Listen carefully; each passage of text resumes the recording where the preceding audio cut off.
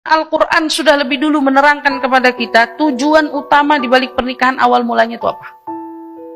Oke, kita sebelum bicara tentang penjabaran, kita coba buka firman Allah surat Ar-Rum ayat 21. Ayat ini seringkali dikutip ketika kita datang ke majelis pernikahan atau kita sedang datang ke walimatu akad ya, akad nikah ya, walimatu urus. Oke, di sini ayat ini sering dibawakan oleh MC, ustadzah, misalnya ustadz atau tokoh-tokoh lainnya. Coba kita kupas sedikit daripada ayat ini. A'udzu billahi minasyaitonir rajim. Wa min ayatihi an khalaqa lakum min anfusikum azwajan litaskunu ilaiha wa ja'ala bainakum mawaddatan wa rahmah. Inna fi dzalika laayatin liqaumin yatafakkarun.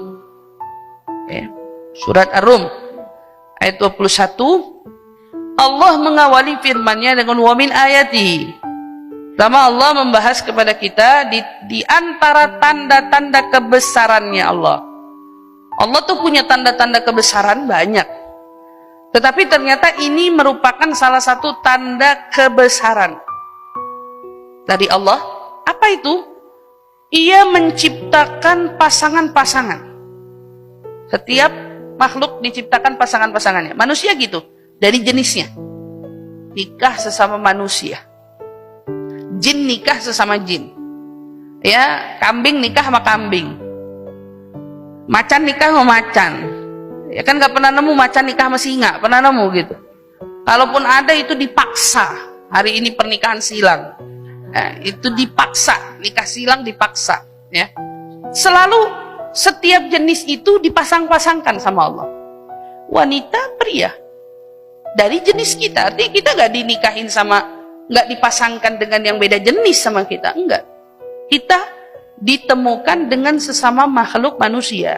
Dipasangin sama Allah. Berarti kadratnya kan gini. Dari awal kita diciptakan, Allah tuh gak bikin kita sendirian kok.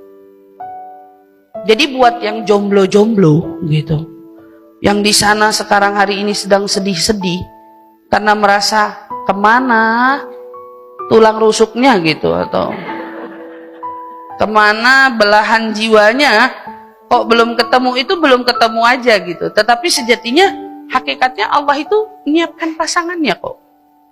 Ada pasangannya, cuman waktunya aja belum tepat gitu loh, belum tepat aja waktunya. Oke, di sini Allah bilang apa? An khalaqalakum, berarti salah satu tanda kebesaran Allah, Dia memasang-masangkan kita dengan pasangan. Jadi ketika ada satu orang yang mendapatkan belahan jiwanya, ketika seseorang mendapatkan jodohnya, berarti ketahuilah, itu dari salah satu tanda kebesaran Allah. Karena kalau dipikir-pikir gini, kok bisa kita seret? Kok bisa kita demen? Kadang-kadang suka kita bingung, kalau begitu ngelihat satu sisi pasangan yang cakep, tahu-tahu begitu ngelihat pasangannya nggak salah gitu. Kok bisa gitu sama yang ini mau gitu ya? Kok bisa sama yang ini mau? Kenapa sampai segitunya? Kenapa sampai segitunya? Iya, karena itu ada salah satu tanda kebesaran Allah. Kok bisa ada orang Sumatera tahu-tahu dapat orang Jawa? Misalnya, kok bisa ada orang Jawa dapat Sunda? Atau bisa daerah yang mana Indonesia tahu-tahu dapatnya orang Turki, dapatnya orang Libanon misalnya, atau dapatnya orang Arab mana gitu, Saudi misalnya. Kok bisa? Ini tanda kebesaran Allah. Kalau dilihat dari negara jauh, siapa yang merencanakan pertemuan itu? Pertemuan singkat, tapi tahu-tahu begitu melekat di hati mereka. Singkat, gak sengaja ketemu, kok jodoh? Iya, berarti begitu ada satu pasangan yang ketemu dengan jodohnya, lalu terjadilah kelangsungan satu pernikahan, berarti kan itu sudah menjadi salah satu tanda kebesaran Allah.